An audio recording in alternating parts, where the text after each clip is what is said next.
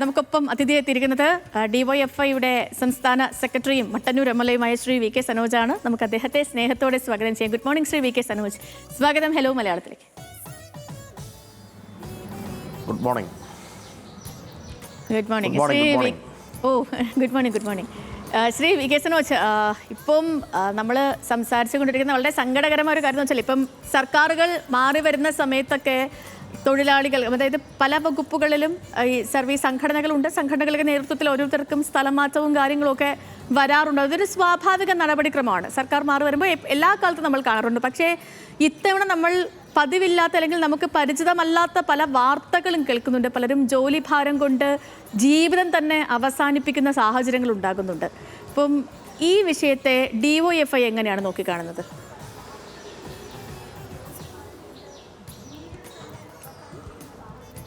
കേരളത്തിൻ്റെ മുഖ്യമന്ത്രി പറഞ്ഞത് സ്ഥലമാറ്റമുണ്ടാവും, കരുതിയിരുന്നോ എന്നാണ്. ആരോടാണ് കരുതിയിരിക്കാൻ പറഞ്ഞത്? അതായത് എന്തെങ്കിലും തരത്തിൽ UDF അനുകൂല സംഘടനകളുടെ പരിപാടികളുമായി സഹകരിക്കാത്ത എല്ലാവരെയും അങ്ങേയറ്റം പ്രതികാര ബുദ്ധിയോടുകൂടി സമീപിക്കുന്നു എന്നാണ് മുഖ്യമന്ത്രിയുടെ വാക്കുകളിൽ നിന്ന് നമുക്ക് ബോധ്യമായത്. നിങ്ങൾ ഈ പറഞ്ഞതുപോലെ സാധാരണ ഭരണമാറ്റമൊക്കെ ഉണ്ടാകുമ്പോൾ ചെറിയ സ്ഥലം മാറ്റവും ചില ക്രമീകരണങ്ങളൊക്കെ ഉണ്ടാവും, സ്വാഭാവികമാണ്. വിവിധ ഓഫീസുകളിൽ ഭരണ മുന്നണിയിൽപ്പെട്ട ആളുകൾക്ക് വിശ്വസ്തരായിട്ടുള്ള ആളുകളെയൊക്കെ വെക്കും. അതിലൊന്നും വലിയ അസ്വാഭാവികത ആരും കാണുന്നില്ല. എന്നാൽ ഇവിടെ അങ്ങനെയല്ല. ഇവിടെ ഓരോ സീറ്റിലും യൂണിയൻ കൊടുക്കുന്ന ലിസ്റ്റ് അനുസരിച്ച് അതുപ്രകാരം ഉള്ള ഒരു പ്രതികാര മനോഭാവത്തോടുള്ള ട്രാൻസ്ഫർ നടപടികൾ നടന്നുകൊണ്ടിരിക്കുകയാണ്. ഞാൻ കഴിഞ്ഞ ദിവസം തിരുവനന്തപുരത്തൊരു ഓഫീസിൽ പോയപ്പോൾ ഒരാൾ വളരെ സങ്കടത്തോടുകൂടി പറഞ്ഞു, അയാൾ കണ്ണൂരിൽ ജോലി ചെയ്യാണ്, അയാളുടെ ഭാര്യയും കണ്ണൂർ ജോലി ചെയ്യാണ്. അപ്പോൾ അവർ പറഞ്ഞത്, എന്നെ തിരുവനന്തപുരത്തേക്ക് മാറ്റി കിട്ടുമെന്ന് പറഞ്ഞു. അപ്പോൾ ഞാൻ ചോദിച്ചു, ഭാര്യ ഇപ്പോൾ ഭാര്യ കാസർഗോഡാണ്. അപ്പോൾ തെരഞ്ഞു പിടിച്ച് ഭാര്യയെ കാസർഗോഡേക്ക് മാറ്റുക, ഭർത്താവിനെ തിരുവനന്തപുരത്തേക്ക് മാറ്റുക എന്നൊക്കെയുള്ളത് നമുക്കൊരിക്കലും അംഗീകരിക്കാൻ കഴിയാത്തൊരു കാര്യമാണ്. LDFൻ്റെ കാലത്ത് ട്രാൻസ്ഫറുകളെല്ലാം ഓൺലൈൻ വഴി നടത്തിയിരുന്നു. ഓൺലൈൻ വഴിയാണ് നടത്തിയത്. അതിൻ്റെ മെറിറ്റ് പാലിച്ചിരുന്നു, മാനദണ്ഡങ്ങൾ പാലിച്ചിരുന്നു. ഇപ്പോൾ NGO അസോസിയേഷൻ്റെ ആളുകൾ ഒരു ലിസ്റ്റ് എഴുതി കൊടുക്കും. ആ ലിസ്റ്റ് പ്രകാരം ട്രാൻസ്ഫർ നടപടികളിലേക്ക് കടക്കുന്നു. മന്ത്രിസഭ സത്യപ്രതിജ്ഞ ചെയ്യുന്നതിന് മുന്നേ തന്നെ ട്രാൻസ്ഫർ നടപടികളുമായിട്ട് കാര്യങ്ങളുമായിട്ട് ഗവൺമെൻറ് വരുന്നതിന് മുന്നേ തന്നെ പോയി എന്നുള്ളത് നമുക്ക് കാണാൻ വേണ്ടി കഴിയുക. സത്യപ്രതിജ്ഞാ ചടങ്ങിന് മുന്നേ തന്നെ ട്രാൻസ്ഫർ ലിസ്റ്റ് തയ്യാറാക്കിയിട്ട് NGO അസോസിയേഷൻ വിവിധ ഉദ്യോഗസ്ഥന്മാരെ ഭീഷണിപ്പെടുത്തി ട്രാൻസ്ഫർ നടപടികളിലേക്ക് കടന്നിട്ടുണ്ട്. ഇത് അംഗീകരിക്കാൻ കഴിയാത്ത ഒന്നാണ്. ഇത് തുടരുകയാണെങ്കിൽ DYFI അതിശക്തമായിട്ടുള്ള പ്രക്ഷോഭമായിട്ട് രംഗത്ത് വരും. ഇപ്പോൾ കണ്ണൂർ ജില്ലയിൽ കാസർഗോഡ് നിന്ന് 2 മരണം അറിയാം. അങ്ങേയറ്റം ദാരുണമായിട്ട് നിലയിലാണ് ആ കാര്യങ്ങൾ വന്നിട്ടുള്ളത്. ട്രാൻസ്ഫറുമായി ബന്ധപ്പെട്ട കടുത്ത മാനസിക സമ്മർദ്ദത്തിൻ്റെ ഭാഗമായിട്ടാണ് അവർക്ക് ജീവൻ നഷ്ടമായിട്ടുള്ളത് നമുക്കറിയാം. വളരെ മാതൃകാപരമായ നിലയിൽ ജോലിയെടുത്തിരുന്ന അവർ നിരവധി തവണ ഗവൺമെൻറ്റിനോട് ആവശ്യപ്പെട്ടു. ട്രാൻസ്ഫറുമായി ബന്ധപ്പെട്ട പ്രശ്നങ്ങൾ, അവരുടെ ആരോഗ്യ പ്രശ്നങ്ങൾ, കുടുംബപരമായ കാര്യങ്ങൾ, ഇതൊന്നും പരിഗണിക്കാതെ മാനുഷികമായിട്ടൊരു പരിഗണനയും നൽകാത്തതിൻ്റെ ഭാഗമായിട്ടാണ് 2 മരണങ്ങൾ ഇവിടെ ഉണ്ടായിട്ടുള്ളത്. ഇതൊരു സൂചനയാണ്.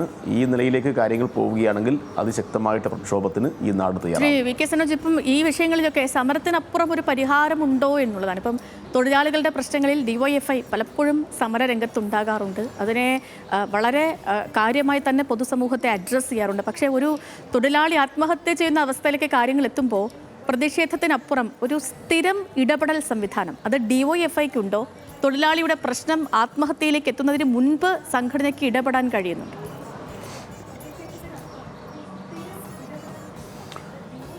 അല്ല, ഇത്തരം വിഷയങ്ങൾ സംബന്ധിച്ച് അവർ ഇടപെടുന്ന മേഖലയിലെ സംഘടനകൾ ഇപ്പോൾ വിവിധ തരത്തിലുള്ള ഇടപെടൽ നേരത്തെ നടത്തിയിട്ടുണ്ട്. ഇപ്പോൾ കഴിഞ്ഞ കുറച്ച് ദിവസങ്ങൾ നോക്കിക്കഴിഞ്ഞാൽ NGO അസോസിയേഷൻ്റെ എല്ലാ നേതൃത്വത്തിൽ പ്രത്യക്ഷ സമരം വിവിധ സർക്കാർ ഓഫീസുകൾക്ക് മുമ്പിലും അതുപോലെ തന്നെ കളക്ട്രേറ്റുകൾക്കെല്ലാം മുന്നിൽ നടത്തിയ അനുഭവമുണ്ട്. അപ്പോൾ വ്യാപകമായിട്ട് കൂട്ട ട്രാൻസ്ഫറുകൾ നടത്തുന്നു, ഇത് മാനുഷികമായിട്ടുള്ള പരിഗണനകൾ പാലിക്കുന്നില്ല എന്ന് പറഞ്ഞുകൊണ്ട് വിവിധ സംഘടനകൾ നേരത്തെ തന്നെ സമരരംഗത്തുണ്ട്. പക്ഷെ അതൊന്നും ഗവൺമെൻറ് കാണുന്നില്ല. ജനാധിപത്യപരമായിട്ടുള്ള സമരങ്ങളെ, പ്രതിഷേധങ്ങളെ ഒന്നും കാണുന്നില്ല. അവരുടെ മുന്നിൽ ഒറ്റ അജണ്ട മാത്രമേ ഉള്ളൂ. 10 വർഷം ഞങ്ങൾ അധികാരത്തിൽ മാറി നിൽക്കുക, ജനങ്ങൾ മാറ്റി നിർത്തി, ഇപ്പോൾ അധികാരം കിട്ടിയിരിക്കുന്നു, അപ്പോൾ എന്തുമാവാം എന്നാണ്. അപ്പോൾ അങ്ങേയറ്റത്ത് പ്രതികാര മനോഭാവത്തോടു കൂടി എതിരാളികളെ കൈകാര്യം ചെയ്യും എന്നൊരു ആഹ്വാനം കേരളത്തിൻ്റെ മുഖ്യമന്ത്രി തന്നെ കൊടുത്തു കഴിഞ്ഞാൽ പിന്നെ അതിലപ്പുറം എന്താണ് ചെയ്യാൻ കഴിയുക? അപ്പോൾ ശക്തമായ സമരമല്ലാതെ മറ്റൊരു വഴി നമ്മുടെ മുമ്പിലില്ല. അപ്പോൾ എല്ലാ അർത്ഥത്തിലുമുള്ള ഇടപെടൽ നടത്തിയിട്ടും ഈ നിലയിൽ തന്നെ കാര്യങ്ങൾ പോയാൽ ജനങ്ങളുടെ ജീവനെ സംരക്ഷിക്കേണ്ട ഉത്തരവാദിത്വം നമുക്കുണ്ടല്ലോ. ജീവനക്കാരുടെ ജീവൻ സംരക്ഷിക്കേണ്ട ഉത്തരവാദിത്വം നാട്ടുകാർ ജനങ്ങൾ ഏറ്റെടുക്കും. അപ്പോൾ സ്വാഭാവികമായിട്ടും ശക്തമായ സമരത്തിലേക്ക് പോകേണ്ടി വരും. യെസ്, വ്യക്തമാണ്. ശ്രീ വി കെ സനോജ്, മറ്റൊരു വിഷയത്തിലേക്ക് ഞാൻ പോവുകയാണ്. ഇപ്പം ഈ തീരദേശത്ത് കാണാതാകുന്ന തൊഴിലാളികളുടെ അവരുടെ പ്രശ്നങ്ങളുമായി ബന്ധപ്പെട്ട് ഇപ്പോൾ നോക്കൂ, തീരമേഖലയിൽ അപകടത്തിൽപ്പെട്ട് കാണാതായ തൊഴിലാളികളെ കണ്ടെത്തുന്നതിൽ കുടുംബങ്ങൾക്ക് വലിയ ആശങ്കയുണ്ട്. അവർ പ്രതിഷേധിക്കുന്ന സാഹചര്യമുണ്ട്. പ്രതിഷേധിക്കുന്നവർക്ക് അതിരൂക്ഷമായ സൈബർ ആക്രമണം നേരിടേണ്ടി വരുന്ന ഒരു സാഹചര്യമുണ്ട്. ഇപ്പം രക്ഷാപ്രവർത്തനത്തിലും സുരക്ഷാ സംവിധാനങ്ങളിലൊക്കെ വീഴ്ച ഉണ്ടായിട്ടുണ്ട് എന്ന കാര്യം യാഥാർത്ഥ്യമാണ്. ഇതിൽ DYFI കടുത്ത പ്രതിഷേധം അറിയിച്ചതുമൊക്കെയാണ്. ശരിക്കും സർക്കാർ സംവിധാനത്തിൻ്റെ ഭാഗത്ത് എന്താണ് ഇനി മെച്ചപ്പെടാനുള്ളത്?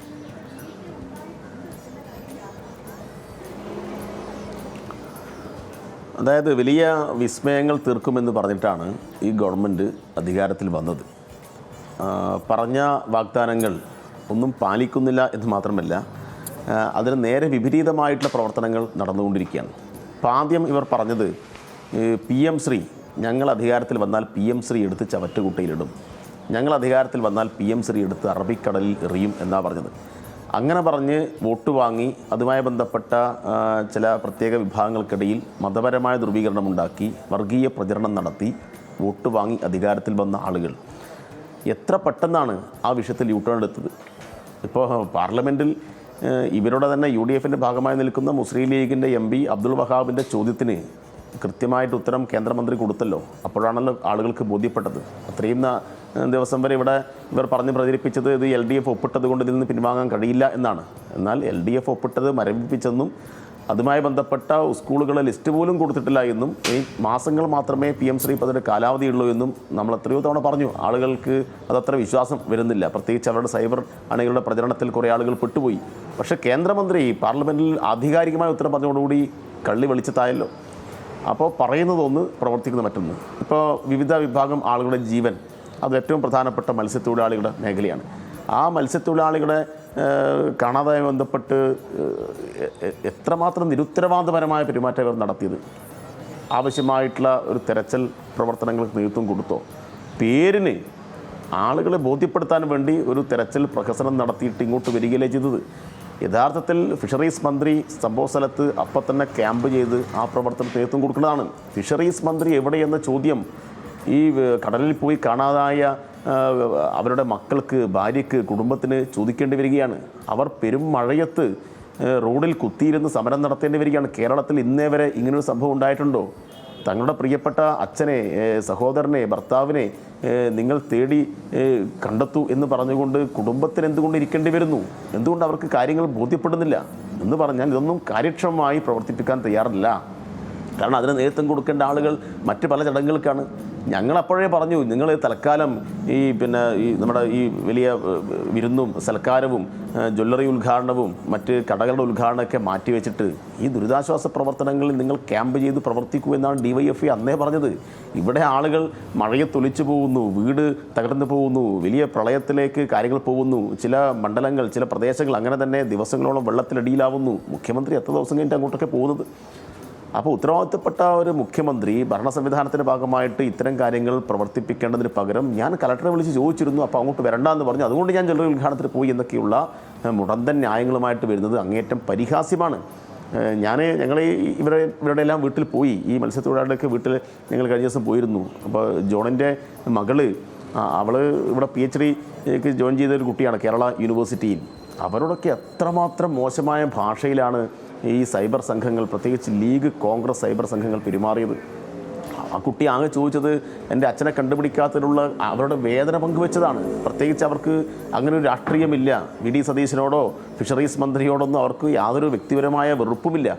പക്ഷെ എന്നിട്ട് പോലും അവരുടെ ഒരു ആശങ്ക പങ്കുവച്ചതിൻ്റെ ഭാഗമായിട്ട് അങ്ങേയറ്റം സൈബർ ഇടത്തിൽ അവരെ ആക്രമിക്കുന്നു. അതുമായി ബന്ധപ്പെട്ട് ഒരു കേസ് രജിസ്റ്റർ ചെയ്യാൻ തയ്യാറല്ല. അതുമായി ബന്ധപ്പെട്ട് ആശ്വസിപ്പിക്കാൻ തയ്യാറായിട്ടില്ല. ഇപ്പോൾ ഇന്നലെയോ മറ്റാണ് മന്ത്രി ഒക്കെ അങ്ങോട്ട് പോയത്. അപ്പം ദിവസങ്ങൾ കഴിഞ്ഞിട്ടും ഇത്തരം കാര്യങ്ങളിൽ സർക്കാർ കാണിക്കുന്ന അലംഭാവം തിരുത്തപ്പെടണം എന്ന് തന്നെയാണ് ഞങ്ങൾ ആവശ്യപ്പെട്ടുകൊണ്ടിരിക്കുന്നത്. ഈ മറ്റൊരു കാര്യം ശ്രീ വി കെ സനോജ്, ഈ മോഹൻദാസിൻ്റെ ജാമ്യവുമായി ബന്ധപ്പെട്ടുള്ളതാണ്. ഇപ്പം ജന്തർ മന്ദറിൽ സമരം നടത്തിയ വിദ്യാർത്ഥികളെയും അല്ലെങ്കിൽ ഇവിടുന്ന് പിന്തുണ നൽകിയ സ്ത്രീകളെയും ഒക്കെ അധിക്ഷേപിച്ച് പരാമർശം നടത്തിയ ആളാണ് BJP സഹയാത്രികനായ മോഹൻദാസ്. ഇന്നലെ അദ്ദേഹത്തെ അറസ്റ്റ് ചെയ്ത് കോടതിയിലൊക്കെ ഹാജരാക്കിയിരുന്നു. പക്ഷേ ഈ അറസ്റ്റ് നടപടിയെ കോടതി അടക്കം അക്കമിട്ട് നിരത്തി ഇപ്പോൾ വിമർശിച്ചിരിക്കുകയാണ്.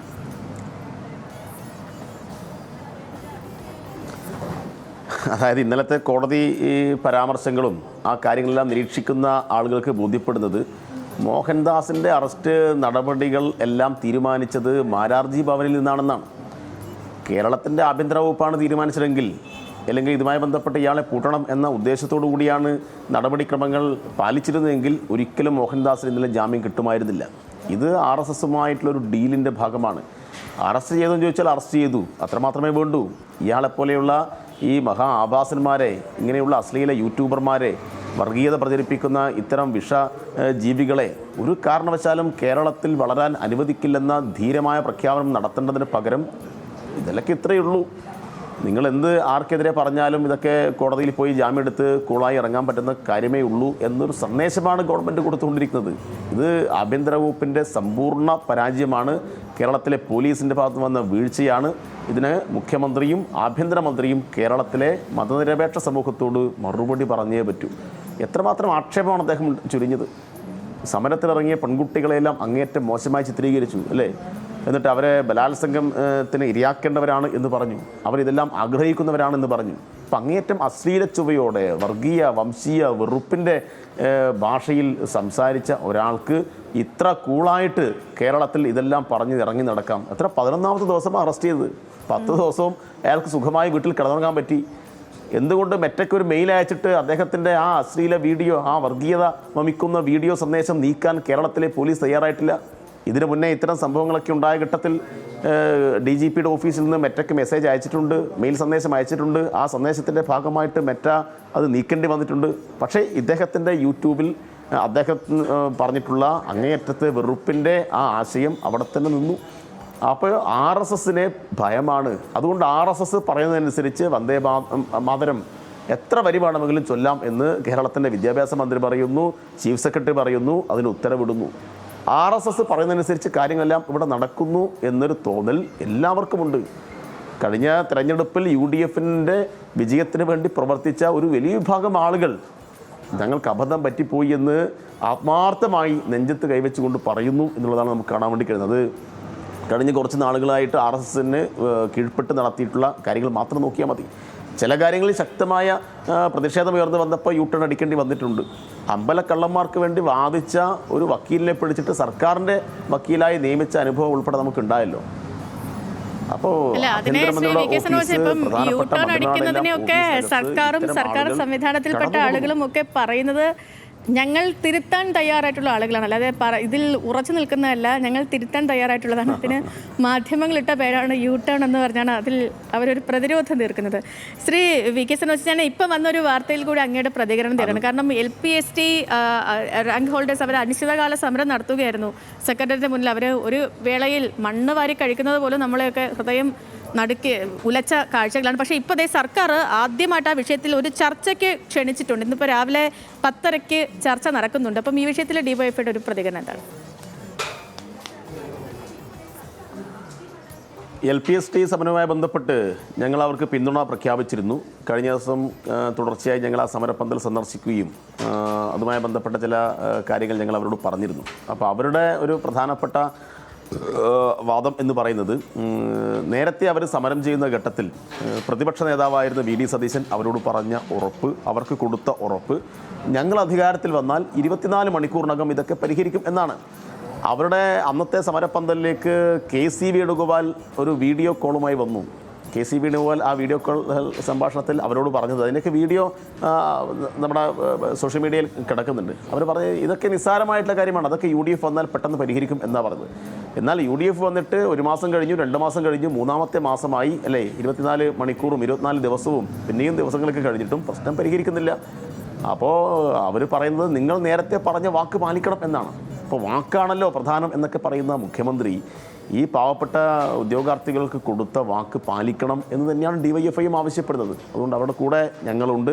കഴിഞ്ഞ 12 ദിവസമായിട്ട് നിരാഹാരം കിടക്കുന്ന ഒരു വനിത, ഒരു പെൺകുട്ടി, അപ്പോൾ അവരുടെ ജീവൻ വെച്ച് പന്താടരുത്. അപ്പോൾ അത് ആവശ്യപ്പെട്ടുകൊണ്ട് DYFI കേരളത്തിൻ്റെ മുഖ്യമന്ത്രി കഴിഞ്ഞ ദിവസം കത്ത് നൽകിയിരുന്നു. കഴിഞ്ഞ ദിവസം A റഹീം MP സമരപ്പന്തൽ സന്ദർശിച്ചുകൊണ്ട് ഔദ്യോഗികമായി തന്നെ റഹീം MP മുഖ്യമന്ത്രിക്ക് കത്ത് നൽകിയിരുന്നു. മുഖ്യമന്ത്രിയുടെ ഓഫീസുമായി ഞങ്ങൾ ബന്ധപ്പെട്ടിരുന്നു. അടിയന്തരമായും ചർച്ചയ്ക്ക് വിളിച്ച് അവരെ കേൾക്കണം എന്നാണ് ഞങ്ങൾ ആദ്യം ആവശ്യപ്പെട്ടത്. അവരെ കേട്ടാൽ മാത്രമല്ലേ ഈ പ്രശ്നങ്ങളെല്ലാം നമുക്ക് പരിഹാരം കണ്ടെത്താൻ വേണ്ടി കഴിയും. അതുകൊണ്ട് ജനാധിപത്യപരമായ നിലയിൽ സമരം നടത്തുന്ന ആളുകളെ കേൾക്കണം. മുഖ്യമന്ത്രി ഇത്ര ജനാധിപത്യ വിരുദ്ധമായ നിലയിൽ പ്രവർത്തിക്കരുത്. സമര ഗേറ്റെല്ലാം ഞാനിതാ തുറന്നിരിക്കുന്നു എന്ന് പറഞ്ഞ മുഖ്യമന്ത്രി, അതുമായി ബന്ധപ്പെട്ട PR വർക്കുകൾ സംഘടിപ്പിച്ച മുഖ്യമന്ത്രി തൻ്റെ മുക്കിന് മുന്നിൽ കഴിഞ്ഞ 12 ദിവസമായിട്ട് നിരാഹാരം കിടക്കുന്ന പാവപ്പെട്ട ഉദ്യോഗാർത്ഥികളെ കണ്ടില്ല. ശക്തമായ വികാരം നിങ്ങളെപ്പോലെ മാധ്യമപ്രവർത്തകർ ഉൾപ്പെടെ ഈ വിഷയം പുറത്തു കൊണ്ടുവന്നപ്പോഴാണ് മുഖ്യമന്ത്രിക്കൊടുവിൽ ഇന്ന് ചർച്ചയ്ക്ക് വിളിക്കേണ്ടി വന്നത്. അപ്പം അങ്ങ് പറഞ്ഞ പോലെ ചർച്ച ഫലം കണ്ടിട്ട്. ഇനി മറ്റൊരു കാര്യം എന്ന് വെച്ചാൽ ഇപ്പോൾ DYFIയുടെ പതാക ദിനമൊക്കെ കഴിഞ്ഞിട്ടേ ഉള്ളൂ. സമ്മേളന കാലമാണ്. സമ്മേളനം പൂർത്തിയാകുന്നതോടുകൂടി ഒരു പുതിയ നേതൃത്വം കൂടി വരുന്നു എന്ന് മനസ്സിലാക്കുന്നു. അപ്പോൾ ഈ ഒരു സമയത്ത് അങ്ങക്ക് ഏറ്റവും ചാരിതാർത്ഥ്യം തോന്നിയൊരു ഇടപെടൽ ഏതായിരുന്നു?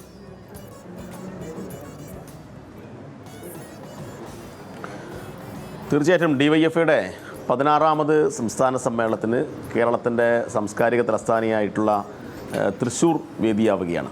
അപ്പോൾ തൃശ്ശൂരിൽ ആഗസ്റ്റ് മാസം 19 മുതൽ 22 വരെയുള്ള തീയതികളിൽ സംസ്ഥാനത്തിൻ്റെ വിവിധ ഭാഗങ്ങളിൽ നിന്ന് തിരഞ്ഞെടുക്കപ്പെട്ട പ്രതിനിധികളും നിരീക്ഷകരും എല്ലാം ഒത്തുചേർന്ന് സമ്മേളനം നടക്കും. സമ്മേളനത്തിൻ്റെ അനുബന്ധ പരിപാടികളെല്ലാം തൃശ്ശൂരിൽ വലിയ പങ്കാളിത്തത്തോടുകൂടി നടന്നുകൊണ്ടിരിക്കുകയാണ്.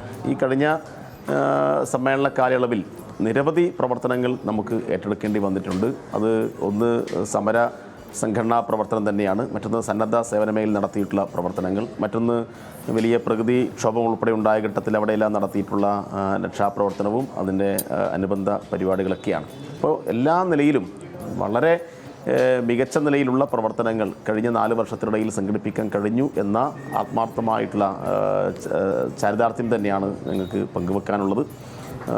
തൊഴിലുമായി ബന്ധപ്പെട്ട നിരവധി വിഷയങ്ങളിൽ നമുക്ക് പ്രത്യേകിച്ച് ഈ യുവജനങ്ങളുടെ മേഖല, ആ മേഖലയിൽ ഉള്ള വിഷയങ്ങളെ അഡ്രസ്സ് ചെയ്യാൻ വേണ്ടി കഴിഞ്ഞിട്ടുണ്ട്. 20 ലക്ഷത്തിൽ കൂടുതൽ ആളുകൾ പങ്കെടുത്ത ഒരു വലിയ മനുഷ്യച്ചങ്ങല കേന്ദ്ര ഗവൺമെൻറ്റിൻ്റെ ഈ തൊഴിലുമായി ബന്ധപ്പെട്ട യുവാക്കളോടുള്ള അവഗണനയ്ക്കെതിരായി സംഘടിപ്പിച്ചിട്ടുണ്ട്. ലേബർ കോഡുകൾ കൊണ്ടുവന്ന് തൊഴിൽ സുരക്ഷിതത്വം ഇല്ലാതാക്കുന്ന നടപടികൾക്കെതിരായി നിരന്തരമായ സമരങ്ങൾ ആവിഷ്കരിച്ചിട്ടുണ്ട്. കേരളത്തോട് കാണിക്കുന്ന കേന്ദ്രത്തിൻ്റെ അവഗണനയ്ക്കെതിരായി പ്രത്യേകിച്ച് റെയിൽവേ യാത്ര ഉൾപ്പെടെയുള്ള വിഷയങ്ങളെ മുൻനിർത്തിയിട്ടുള്ള സമരങ്ങൾ നടത്തിയിട്ടുണ്ട്. നിയമന നിരോധനത്തിനെതിരായിട്ടുള്ള പ്രക്ഷോഭങ്ങൾ ശക്തമായി നടത്തിയിട്ടുണ്ട്. സാംസ്കാരിക മേഖലയിൽ പ്രത്യേകിച്ച് വൈവിധ്യങ്ങളുടെ ആഘോഷം എന്ന ഒരു ക്യാപ്ഷൻ മുൻനിർത്തിക്കൊണ്ട് യുവധാര മാസിക നേതൃത്വത്തിൽ ഒരു ലിറ്ററേച്ചർ ഫെസ്റ്റിവൽ 2 എഡിഷനുകളായി വലിയ എഴുത്തുകാരെയെല്ലാം പങ്കെടുപ്പിച്ചുകൊണ്ട് നടത്താൻ വേണ്ടി കഴിഞ്ഞു. അരുന്ധതി റോയും ഗീതാഞ്ജലി ശ്രീ ഉൾപ്പെടെയുള്ള ആളുകൾ പങ്കെടുത്തു. ബെന്യാമിനെ പോലുള്ള ആളുകൾ അതിൻ്റെ ഡയറക്ടറായി പ്രവർത്തിച്ചു. അപ്പോൾ അങ്ങനെയൊക്കെയുള്ള ഇടപെടൽ നടത്തിയിട്ടുണ്ട്. സ്റ്റാർട്ടപ്പ് മേഖലയിൽ DYFI ഒരു ആദ്യമായിട്ട് എനിക്ക് തോന്നുന്നു ഇന്ത്യയിൽ തന്നെ ഒരു യുവജന സംഘടന ഒരു സ്റ്റാർട്ടപ്പ് ഫെസ്റ്റിവൽ സംഘടിപ്പിച്ചുകൊണ്ട് ഈ സംരംഭകത്വം പ്രോത്സാഹിപ്പിക്കാൻ, സ്റ്റാർട്ടപ്പിനെ പ്രോത്സാഹിപ്പിക്കാനൊക്കെ ആവശ്യമായിട്ടുള്ള ഒരു ശ്രദ്ധേയമായിട്ടുള്ള ഇടപെടൽ നടത്തിയിട്ടുണ്ട്. വയനാട്ടിലൊരു വലിയ ദുരന്തമുണ്ടായ ഘട്ടത്തിൽ ഞങ്ങളെല്ലാം അവിടെ ഓടിയെത്തി ദിവസങ്ങളോളം അവിടെ ക്യാമ്പ് ചെയ്ത് ആയിരക്കണക്കിന് യൂത്ത് ബ്രിഗേഡ് വളണ്ടിയർമാരെ ഈ സേവന പ്രവർത്തനത്തിൽ സജ്ജമാക്കി ഞങ്ങളവിടെ ഇടപെടൽ നടത്തിയിട്ടുണ്ട്. അവിടെ വെച്ചാണ് ഞങ്ങൾ ആ വീട് നഷ്ടപ്പെട്ട ആളുകൾക്ക് ഒരു 25 വീടുകൾ നിർമ്മിച്ചു കൊടുക്കും എന്ന് പറഞ്ഞത്. ഞങ്ങൾ ആ വാക്ക് പാലിച്ചു. വാക്ക് പാലിക്കാത്ത ആളുകൾ മറ്റ് പല യുവജന സംഘടനകളും ഇവിടെ ഇപ്പോഴും ഉണ്ട് എന്നത് നമ്മൾ മറന്നു പോകരുത്. DYFI 25 പറഞ്ഞപ്പോൾ 100 വീട് നിർമ്മിച്ചു കൊടുത്തുകൊണ്ട് DYFI ആ വാക്ക് പാലിച്ചു എന്നാണ് അഭിമാനത്തോടു കൂടി നമുക്ക് പറയാൻ വേണ്ടി കഴിയും. ഇങ്ങനെ നിരവധി ഇടപെടലുകൾ DYFI നടത്തി. ഇപ്പോൾ ഒടുവിൽ കല്ലാടി ദുരന്തമുണ്ടായ ഘട്ടത്തിലും യൂത്ത് ബ്രിഗേഡിൻ്റെ വളണ്ടിയർമാർ ജീവൻ അവഗണിച്ചുകൊണ്ട് സ്വന്തം ജീവൻ പണയപ്പെടുത്തിക്കൊണ്ട് തന്നെയാണ് അത്തരം കാര്യങ്ങളൊക്കെ ഇടപെട്ടത്.